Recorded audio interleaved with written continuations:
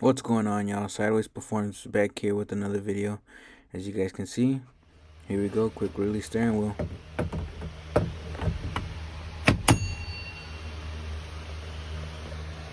Alright guys, let's get straight into it.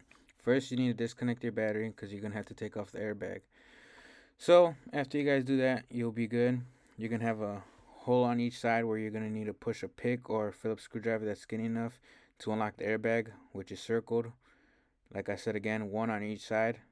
After that, the airbag will come off. It has connections on it. Unclip them. It's a white and pink one. After that, you could do whatever you want with the airbag. You're not going to need it. The circled is the horn wire. I personally not going to use no horn because the steering wheel I'm putting, so I just ripped it out. And then after that, you guys are going to need a 13/16 socket. Just put it on the nut, and I use a regular wrench. After loosening it, you're going to want to leave it on a little bit because sometimes the steering wheel gets stuck and you're going to have to hit the back of it so it can pop loose, and that nut will prevent it from falling and flying and hitting your face. These wires right here, they're the airbag wires. I'm not going to use the airbag like I said, so I just ripped them off. Here's the first part to the quick release steering wheel. It just bolts on with the same bolt and it goes in the same splines.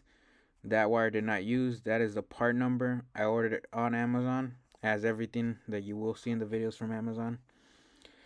This comes in two parts, but you can buy it together. Just two separate parts. That's the neochrome. That's the other part it comes with. It's all one kit, which is this part right here.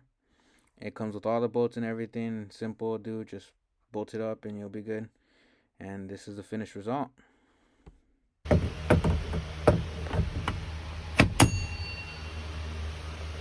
I know everybody loves to hear that ding. That's how I did my quick release steering wheel on my 2004 Chevy Silverado, aka my drift truck.